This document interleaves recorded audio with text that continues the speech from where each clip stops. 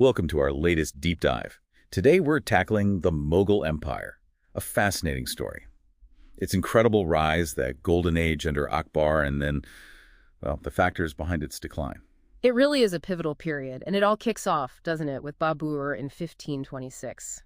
Military genius, and quite the lineage, too. Timur and Genghis Khan. Yeah, that's some serious ancestry. Yeah. And he brought more than just a name. He brought gunpowder, used it brilliantly with tactics like Tulukma, that flanking move. Exactly. That combination was devastating at the First Battle of Panipat. It wasn't just a victory. It basically ended the Delhi Sultanate. And ushered in gunpowder warfare across India. A real paradigm shift, you could say. Absolutely. It changed the whole nature of power on the subcontinent. Now, his son, Humayun, he had a tougher time, lost the throne for a bit, actually. Right, to Sher Shah Suri.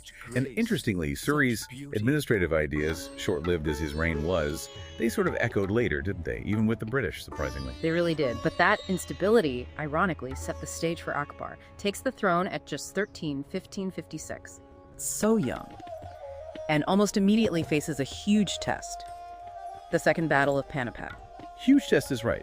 Against Hemo, who had a bigger army. But one arrow changes everything. Hits Hemu, the battle turns. Incredible. Just one arrow. But maybe it highlights something more, like the weakness of relying too much on one leader. That's a great point. The Mughals had a system even then.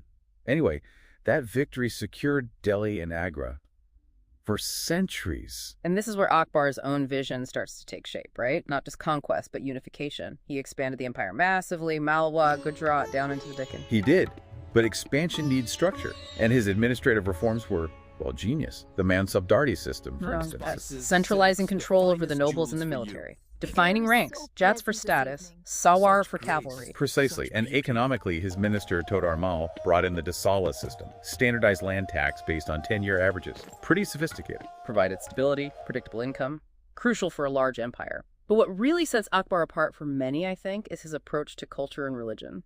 Oh, absolutely, the Ibadat Khana, the house of worship.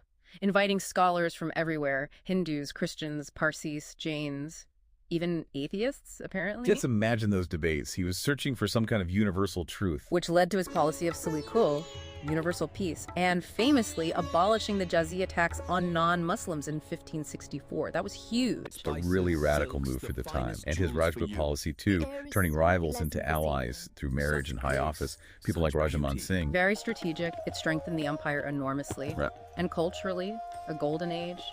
Fatehpur Sikri's architecture blending styles. The painting, the music with masters like Tansen, the translations of the Mahabharata and Ramayana into Persian, his Havratnas, the 9 jewels of his court, just incredible vibrancy. It truly was. But empires rise and, well, things change. After Akbar, that vision of unity started to fray. Under Aurangzeb, particularly. A very different approach. He brought back the jizya tax, ordered temples destroyed, alienated a lot of people. A stark contrast to Akbar, definitely. And those long, costly wars in the Deccan. They just drained the treasury.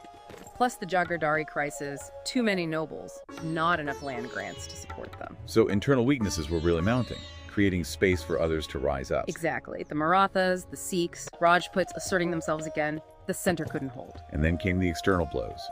The Dir Shah's invasion in 1739 sacked Delhi, took the Peacock throne, the Kohinoor. Devastating. And followed by Ahmad Shah Abdali. These weren't just raids, they shattered the remaining imperial authority, created a vacuum. So looking back, Akbar forged this incredible empire built on, innovation, tolerance, strategic alliances. Yeah, but the departure from that very vision, combined with internal problems and those hammer blows from outside, it led to its unraveling. It really makes you think, doesn't it? About leadership, vision. How critical is staying true to those founding principles for any large entity, empire, or otherwise? And what happens when that vision is lost? That's the enduring question, perhaps. How the abandonment of a unifying vision can pave the way for fragmentation and ultimately for entirely new powers to rise from the ashes. Something to